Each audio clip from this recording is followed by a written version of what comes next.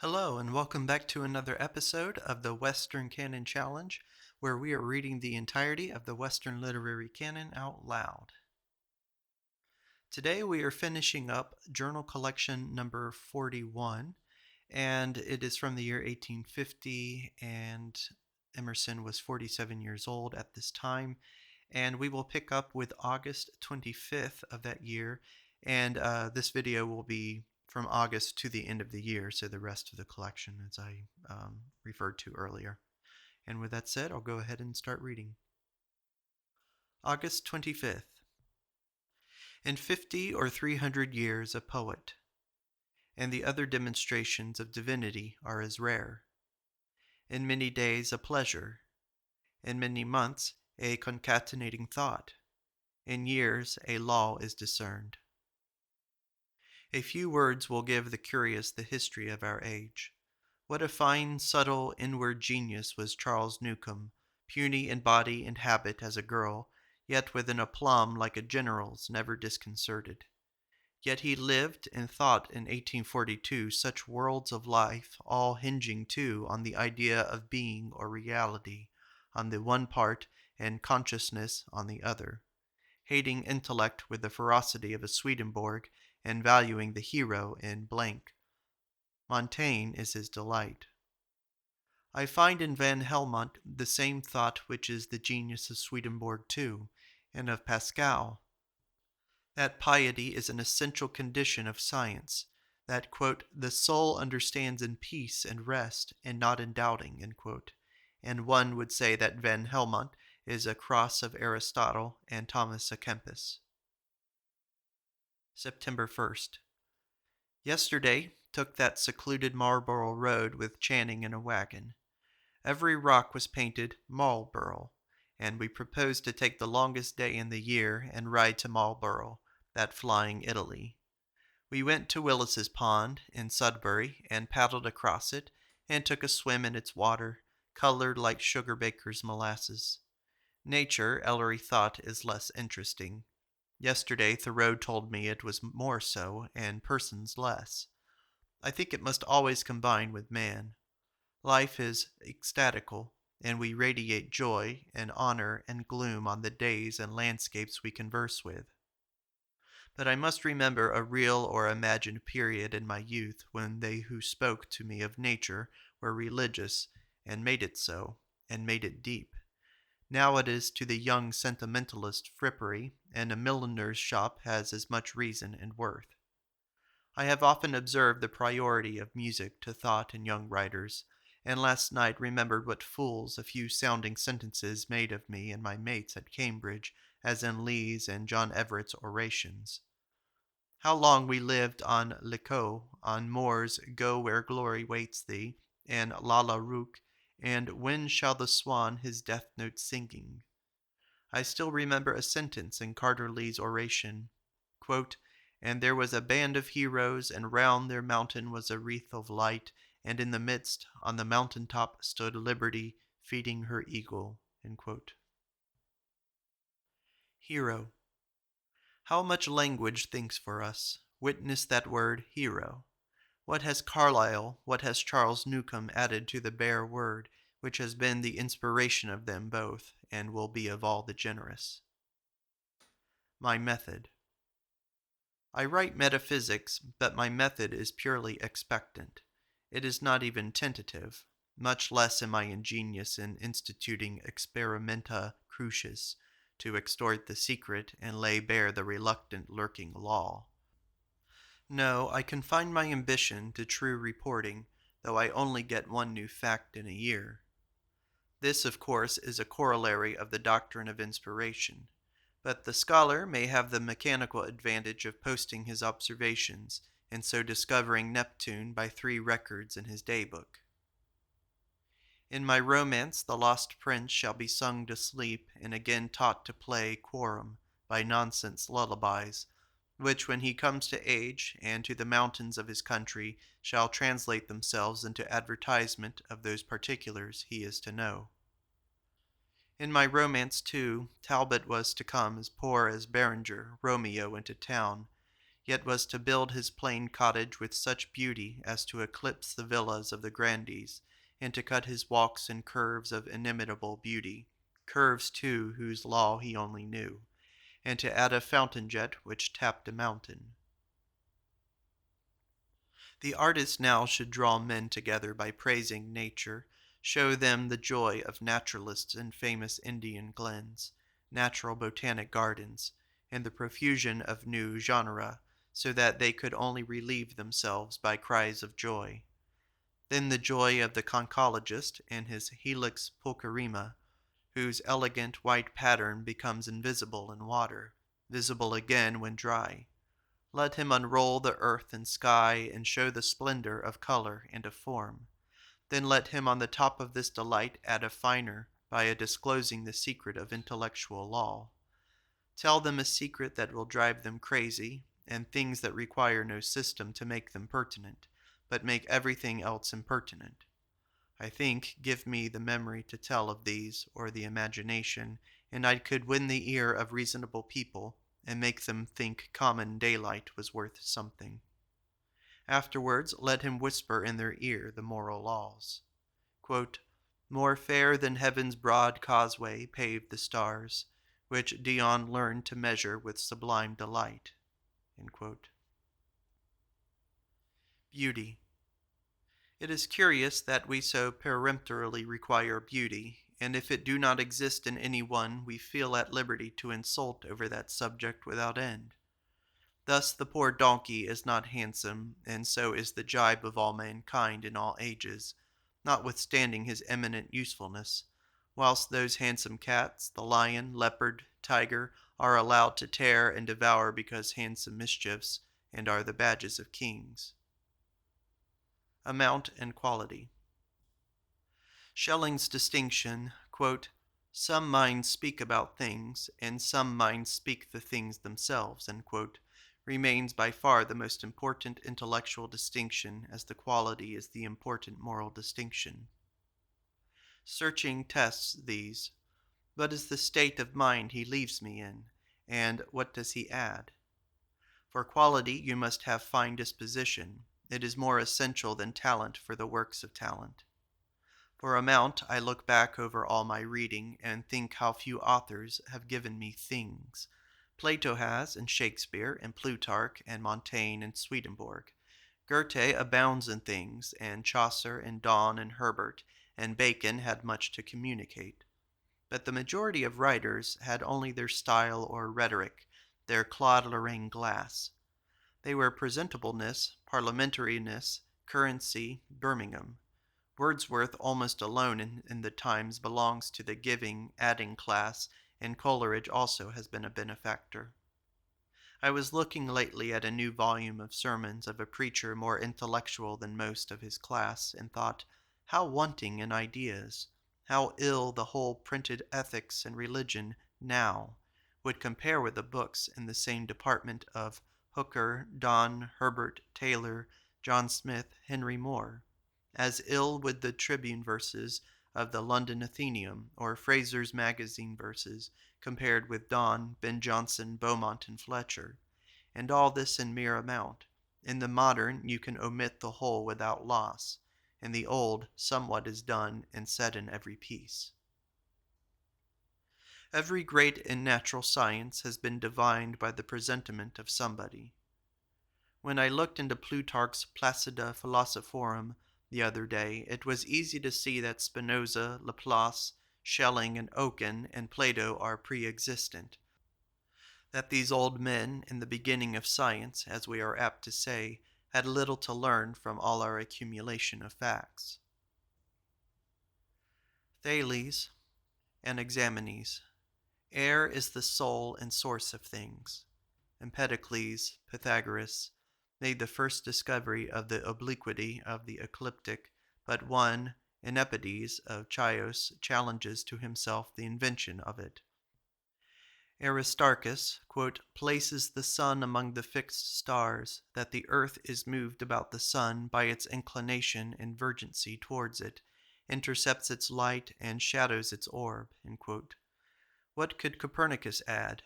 Thales, that the moon borrows all its light from the sun, that the earth is globular, the moon's eclipse is perfectly known. Metrodorus, infinite worlds in infinite space. There are in this motley list plenty of fancies, notions that lead nowhere but into corners, thoughts, and have no posterity. Then comes one betraying a mind parallel to the movement of the world, and as it is an aperçu of nature, so it can be applied again and again as an explanation. Jenny Lind. Of what use for one to go to California who has a fine talent that reaches men? All the contents of California, Canton, India, Turkey, France, England will be offered and urged on this Swedish girl with a fine voice. Jenny Lind needs not go to California. California comes to her. Jenny Lind needs no police. Her voice is worth 100 constables, and instantly silence the uproar of the mob. Children. I wrote that it is difficult to begin the culture too young. Mrs. Barbauld said they should never remember the time when they knew not the name of God, and a well-born boy never did not know the names of the men of genius, who are to be his escort and fraternity through life. But the young barbarians, I see, knew nothing but footballs until they went to Latin school and to college, and at Cambridge first learned the names of the laureates, and used them as country editors do, awkwardly and barbarously. George Sand has the same thing in view when she points at the defective education of women.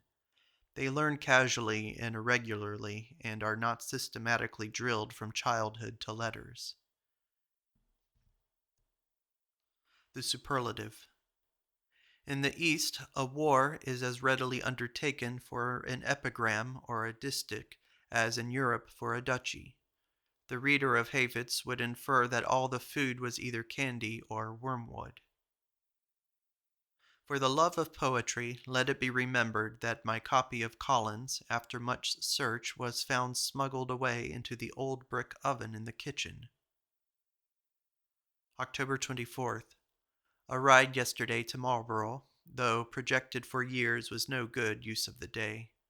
That town has a most rich appearance of rural plenty and comfort, ample farms, good houses, profusion of apples, pumpkins, etc., yellow apple heaps in every enclosure, whole orchards left ungathered, and in the Grecian piazzas of houses, pumpkins ripening between the columns. At Gates's, where Dr. Channing and Mr. Jonathan Phillips used to resort, they no longer keep a public house, closed it to the public last spring. At Cuttings's, though there were oats for the horse, there was no dinner for men, so we repaired to the chestnut woods and an old orchard for ours. Ellery, who is a perpetual holiday, and not only to be used like an oriflamme or a garland for May-days and parliaments of wit and love, was no better today nor half so good as in some walks. Practical naturalist. Now that the civil engineer is fairly established, I think we must have one day a naturalist in each village, as invariably as a lawyer or a doctor. It will be a new subdivision of the medical profession. I want to know what plant this is. Penthorum. What is it good for? Any medical botany? Any industrial botany? Now the Indian doctor, if there were one, and not the sham of one, would be more consulted than the diplomatic one. What bird is this? What hyla? What caterpillar? Here is a new bug on the trees. Cure the warts on the plum and on the oak. How to attack the rosebud and the curculio. Show us the poisons. How to treat the cranberry meadow. The universal impulse toward natural science in the last 20 years promises this practical issue, and how beautiful would be the profession.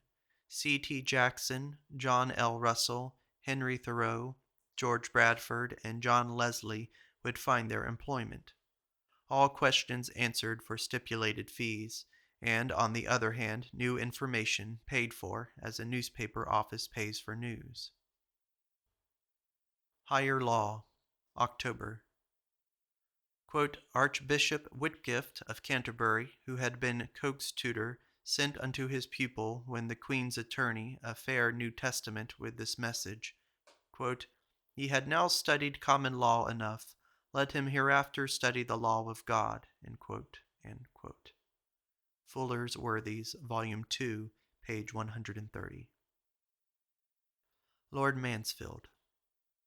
Lord Mansfield said in the case of the slave Somerset, wherein dicta of Lord Talbot in Hardwicke had been cited to the effect of carrying back the slave to the West Indies, quote, "I care not for the supposed dicta of judges, however eminent, if they be contrary to all principle. The dicta cited were probably misunderstood, and at all events they are to be disregarded." End quote. Campbell's Lives of the Chief Justices, Volume 2, page 419. In Blackstone's Commentaries it is written, quote, "The Creator has laid down only such laws as were found in those relations of justice that existed in the nature of things antecedent to any positive precept. These are the eternal immutable laws of good and evil. Such among others are these principles, that we should live honestly, should hurt nobody, and should render to everyone his due, to which three general precepts Justinian has reduced the whole doctrine of law." Quote, "He has so intimately connected, so inseparably interwoven the laws of eternal justice with the happiness of each individual, that the latter cannot be obtained but by observing the former." End quote. After this, he says of ethics or of natural law, quote, "This law of nature, being coeval with mankind and dictated by God himself, is of course superior in obligation to any other. It is binding all over the globe, in all countries and at all times. No human laws are of any validity if contrary to this, and such of them as are valid derive all their force and all their authority mediately or immediately from this original." End quote. And he proceeds to say that the enacting of human laws, annexing a punishment to a crime as murder, quote, "do not superadd any fresh obligation to abstain from its perpetration. Nay, if any human law should allow or enjoin us to commit it, we are bound to transgress that human law, or else we must offend both the natural and divine." End quote. Volume 1, Chapter 2. Lord Coke, quote, "that the common law shall control acts of Parliament, and sometimes shall adjudge them to be merely void. For where an act of Parliament is against common right and reason, the common law shall control it and adjudge it to be void." End quote. 8 Rep. F. 118a apud Lord Campbell's Lives of the Chief Justices, Volume 1, page 290. King James said to Coke, quote, "My lords, I always thought, and by my soul I have often heard the boast, that your English law was founded upon reason.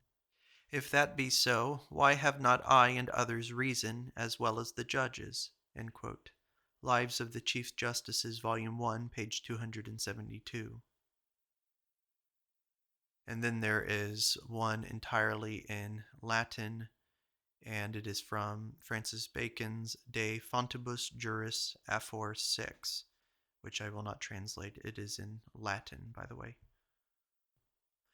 Quote, "The wisdom of our laws," says Lord Coke, "is most apparent in this, that any departure from their established principles, although at the time wearing and specious appearance of advantage, never fails to bring along with it such train of unforeseen inconveniences as to demonstrate their excellence and the necessity of again having recurrence to them." End quote.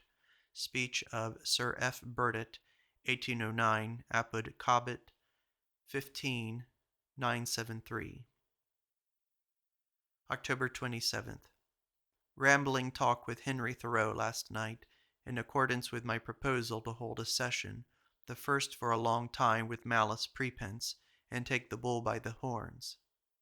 We disposed pretty fast of America and England, I maintaining that our people did not get ripened, but, like the peaches and grapes of this season, wanted a fortnight's more sun and remained green, whilst in England, because of the density, perhaps of cultivated population, more caloric was generated and more completeness obtained.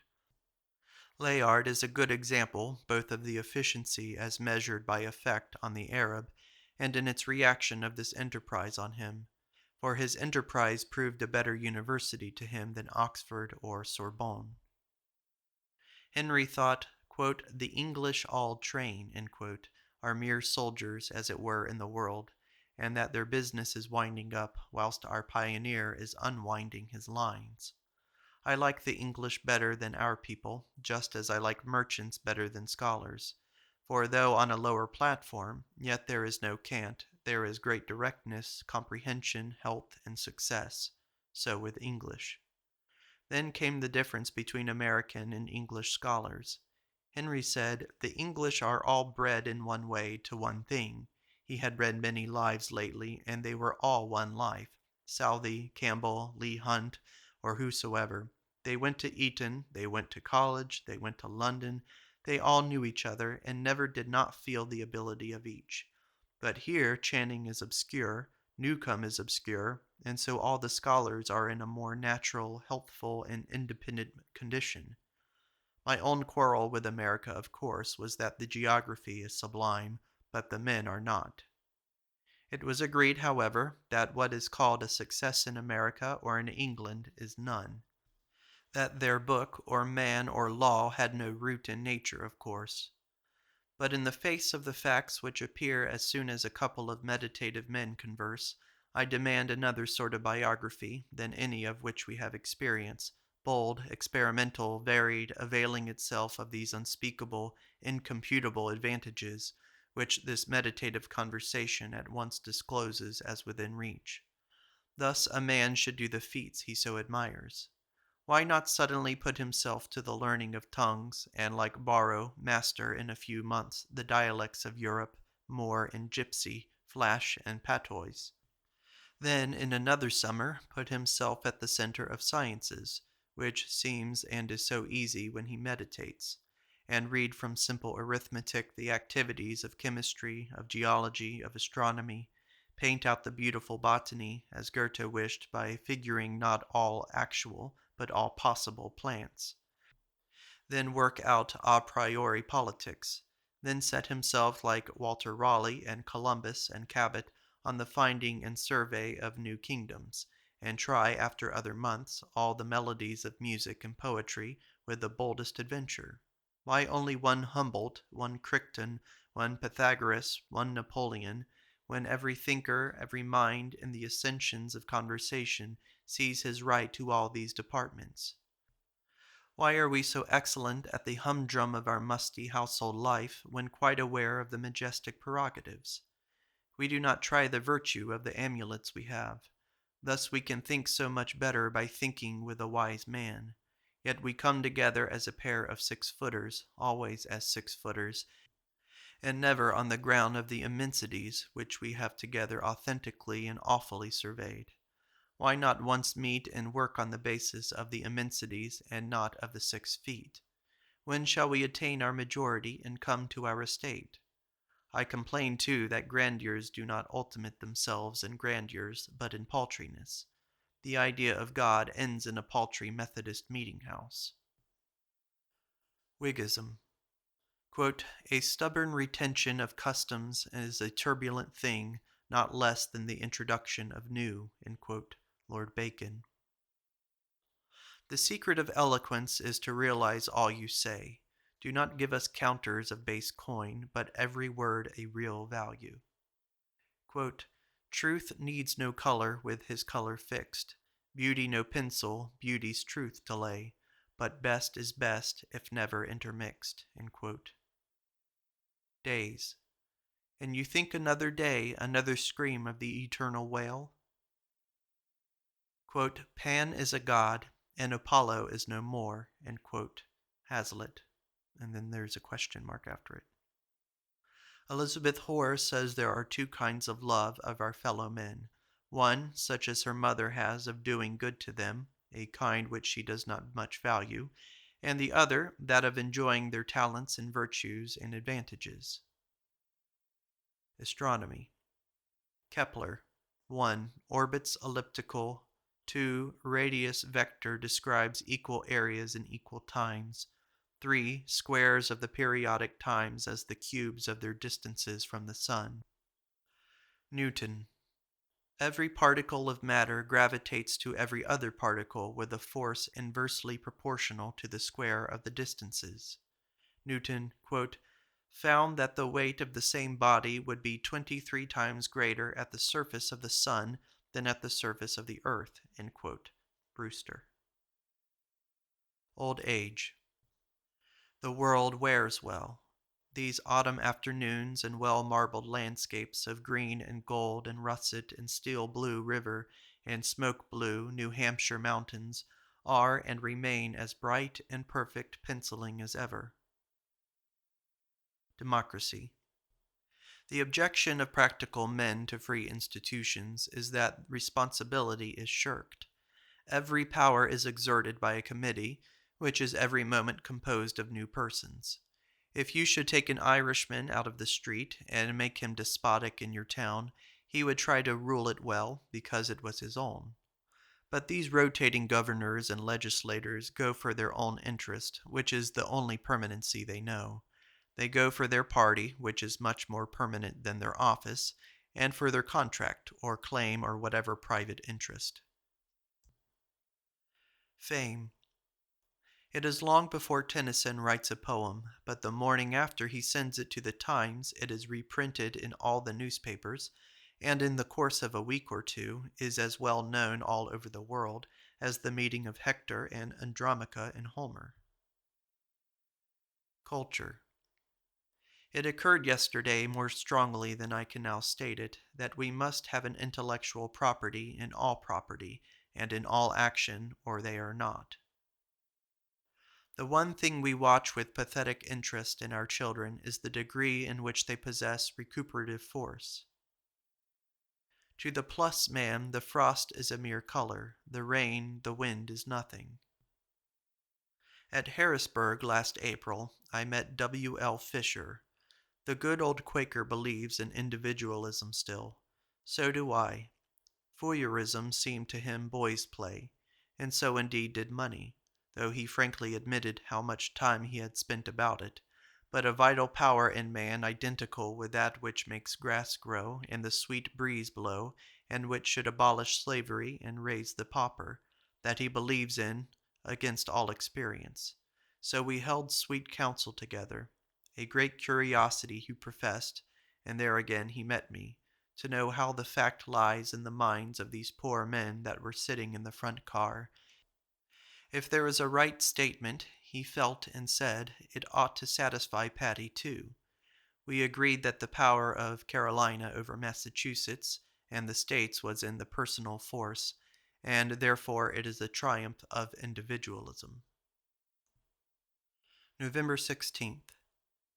Yesterday I read Margaret's letters to C.S., full of probity, full of talent and wit, full of friendship, ardent affections, full of noble aspiration.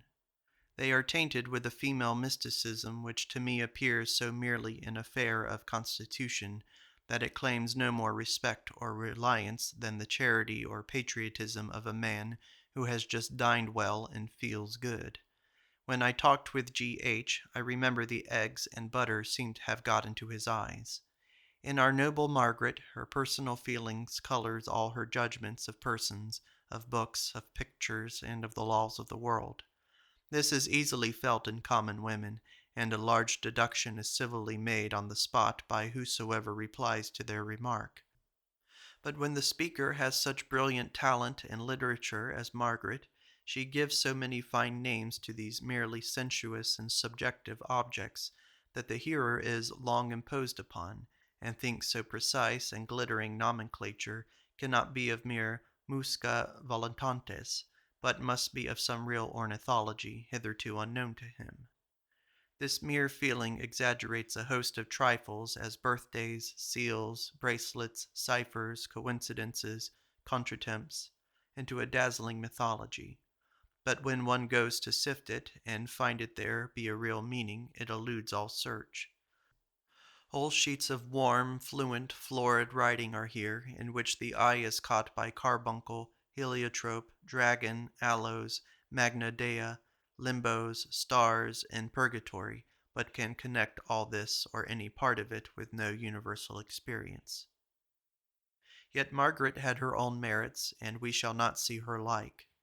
What a basis of earnest love of knowledge and love of character! Her decided selection, so sagacious generally, of her friends, in some instances her election, anticipates for some years any personal intercourse, and her fidelity to them in generous forgiving appreciation. She estimates society and its opinion very well, far better than so many people of talent. Her expensiveness creates tragic relation and feeling to it, and thence, with ill health, comes all the unworthy sentimentalism of destiny, Damon, gold, and the cross. Yet I draw from this warm refreshing of fading tints on the canvas of the past admonitions always needed that what spoke to the best minds among the young in those years, 1838 to 1842, was the spontaneous and solitary thought, and not the Birmingham lacquer, and though Whiggism in cities condemned now, so did they then, and yet this, somewhat more real and strong than Whigs or cities, made itself a place and name, and compelled the reiterated visit and inquest of these, though they still pronounce it imposture, and will require new visit and inquest, until at last it is stamped as good Whiggism and municipality. It is curious that Margaret made a most disagreeable impression on her friends at first, created a strong prejudice which she had then to conquer. It was so with Elizabeth Hoare, with Sarah Clark, and with me. Sarah Clark quotes Spenser's sonnet: "Rudely thou wrongest my dear heart's desire, in finding fault with her too portly pride. The thing which I do most in her admire is of the world unworthy, most envied. For in those lofty looks is close implied scorn of base things and stain of foul dishonor, threatening rash eyes which gaze on her so wide that loosely they may dare to look upon her. Such pride is praise, such portliness is honor, that bolded innocence bears in her eyes, and her fair countenance like a goodly banner spreads in defiance of all enemies. Was never in this world aught worthy tried, without some spark of such self-pleasing pride." A journal is to the author a book of constants, each mind requiring, as I have so often said, to write the whole of literature and science for itself. Here follows an untranslated Greek word here, followed by English. Quote, "All the rest of the Syracusans were no more than the body and the batteries of Archimedes, while he himself was the all-moving and informing soul." End quote. Plutarch, Marcellus. Certain persons naturally stand for cities because they will certainly build them, as Erastus B. Bigelow, Patrick Jackson, William Emerson of Bangor, Alva Crocker, Samuel Lawrence, David Neal. Leasts. St. John and Fenelon are made of ferocious animalcules, and Homer's poetry begins with whistle, jingle, and word-catching, and revolutionary thoughts from single occasions and personalities. And the grandeur of centuries, out of the paltriest hours, and the discoveries of stars and of gravity and of fluxions are attended by pitiful squabbles. Quote, "Indeed, to play well takes up the whole man," end quote, says Evelyn, speaking of the Irish harp. Architecture, the skeleton, the resistance to gravity, and the elements make one extreme. Florid, petulant anthropomorphism, which carves every plump handle and doorknob into a human face, is the other. Midway between these is the sobriety and grace of art. Memoranda for manners. John Quincy Adams, wavy iron, limp band. Claverhouse, feminine virility.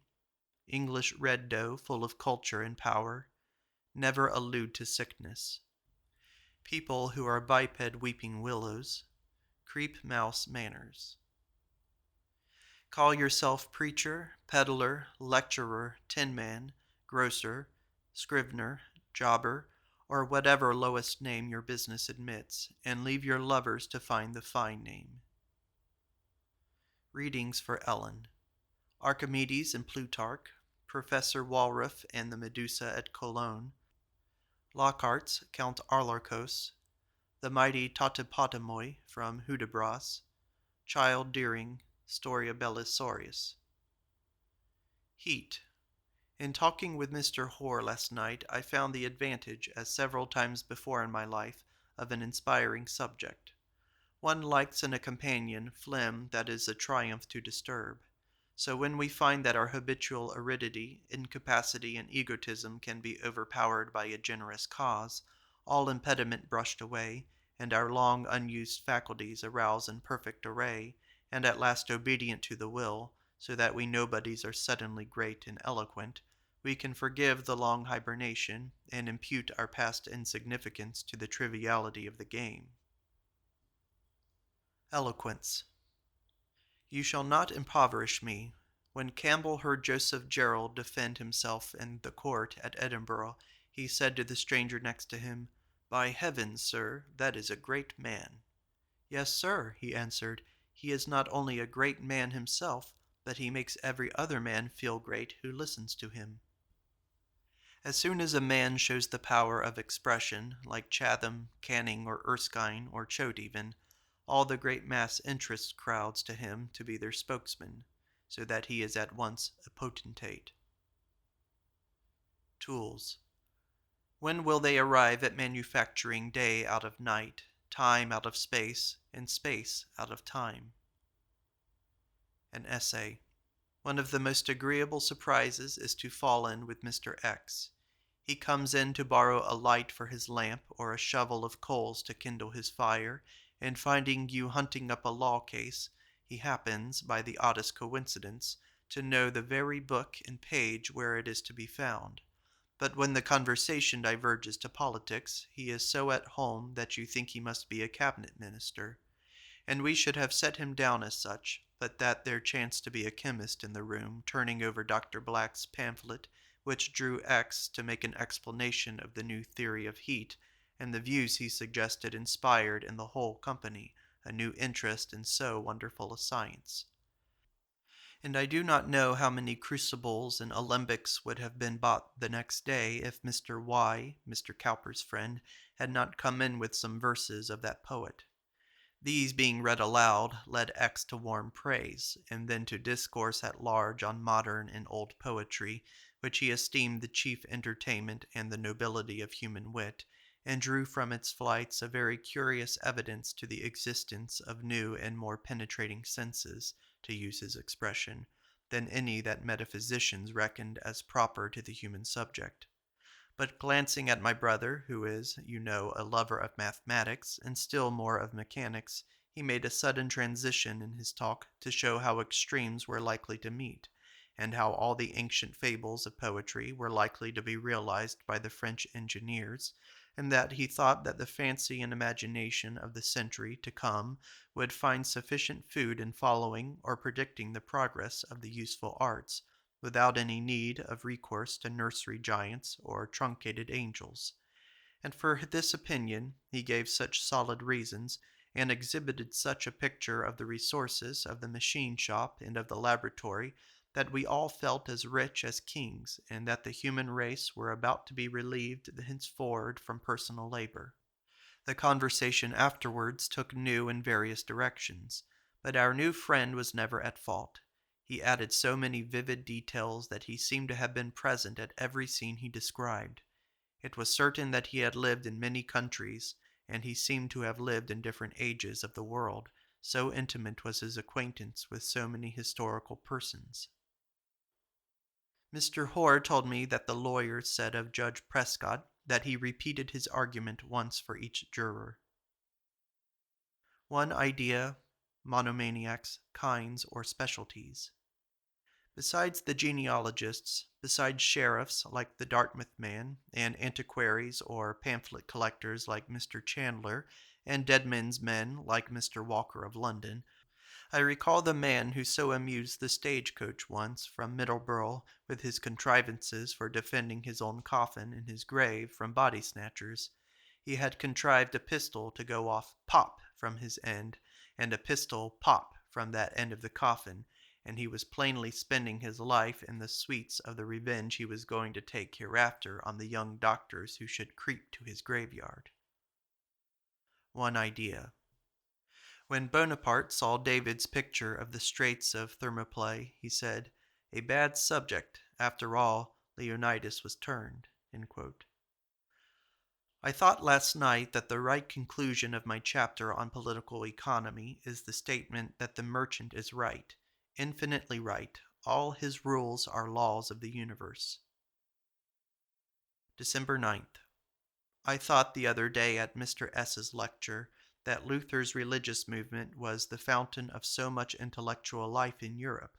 That is, Luther's conscience animating sympathetically the conscience of millions, the pulse gassed into thought, and ultimated itself in Galileos, Keplers, Swedenborgs, Newtons, Shakespeares, Bacons, and Miltons. The morale of New England makes its intellect possible. At the South they are really insensible to the criminality of their laws and customs. I like to see the growth of material interests here, as power educates its potentate. Identity. But what is the cause, asked Aunt Mary once, that after the sleep of ages the human mind should arouse like a giant refreshed by slumber? She wrote, quote, "Illimitable prospects can best apply euphrasy to the understanding," etc.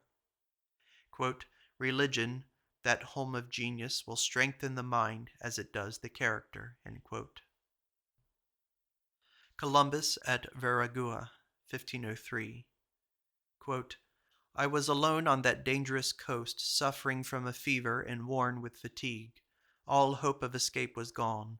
I toiled up to the highest part of the ship, and with a quivering voice and fast-falling tears I called upon your Highness's war captains from each point of the compass to come to my succor, but there was no reply. At length, groaning with exhaustion, I fell asleep and heard a compassionate voice address me thus: 'O fool, and slow to believe and serve thy God, the God of all, what did he do more for Moses or for David than he has done for thee? From thine infancy he has kept thee under his constant and watchful care. He gave thee for thine own the Indies, and thou hast divided them as it pleased thee. He gave thee also the keys of those barriers of the ocean sea which were closed with such mighty chains. Turn to him and acknowledge thine error. His mercy is infinite. The privileges promised by God he never fails in bestowing, nor does he ever declare after a service has been rendered him that such was not agreeable to his intention, or that he had regarded the matter in another light. His acts answer to his words, and it is his custom to perform all his promises with interest.' I heard all this, as it were, in a trance, but I had no answer to give in definite words, and could but weep for my errors. He who spoke to me, whoever it was, concluded by saying, 'Fear not, but trust. All these tribulations are recorded on marble, and not without cause.'" Letter to King and Queen, Fourth Voyage, Major, page 185. December 18th. Charles Newcomb came, and yesterday departed. But I do not ask him again to come. He wastes my time. 'Tis cruel to think of. Destroyed 3 good days for me. The Pythagoreans would have built a tomb for him. The unique, inspired, wasted genius. And then there is a footnote. But not many months later, Mr. Emerson was cheered by his friend and hopeful of him, as the Journal of 1853 will show. Here follow 3 quotations all in French, and there is no footnote supplying any English translation, so I'll have to pass over them. Shakespeare's fancy never flagged. He never appears the anatomist, never with a mere outline, which is to be filled up by a happier hour, but always gorgeous with new and shining draperies. As a dry thinker, too, he is one of the best in the world. Quote, "Every action that hath gone before, whereof we have recorded, trial did draw, bias and thwart, not answering the aim, and that unbodied figure of the thought that gave surmised shape." End quote. X complained that life had lost its interest. 'Tis very funny, be sure to hear this. For most of us the world is all too interesting. Then there's, of course, another French phrase here that is not translated. We are wasted with our versatility, with the eagerness to grasp on every possible side. We all run to nothing. I cannot open an agricultural paper without finding objects enough for Methusalem. I jilt 20 books whenever I fix on one. I stay away from Boston only because I cannot begin there to see those whom I should wish, the men and the things. I wish to know France. I wish to study art. I wish to read laws. Napoleon III acquired such skill in the art of lying that, quote, the journals complained you could not depend on the exact contrary of that which he stated, end quote. Poet. No, prose writer is an orator, manque. Did not old Goethe say that Byron's poems were undelivered parliamentary speeches? Much more is it manifest, my dear Carlyle, that your rage at stump oratory is inverted love. Ellery says that, quote, he likes Stowe, he is a very good character, there is only a spoonful of wit and 10,000 feet of sandstone, end quote. Then there is a footnote, actually a rather lengthy one, which I'll read, and this will close Journal Collection 41. Cyrus Stowe, farmer and butcher, a neighbor of Mr. Emerson's, a solid, stately bovine man. An anecdote of him should be preserved. He had no children, and when advanced in years and in very comfortable circumstances, he realized his desire of going to Washington. He reverently entered the Capitol to see the chosen great and good of the land making wise laws. He stayed one day and returned to Concord with changed face. With lowered voice he told his neighbors that in those marble corridors were senators and representatives, quote, drinking and swearing right before me, end quote. This is the end of Journal Collection number 41 by Ralph Waldo Emerson, dating from the year 1850, when the author was 47 years old. Thank you for listening.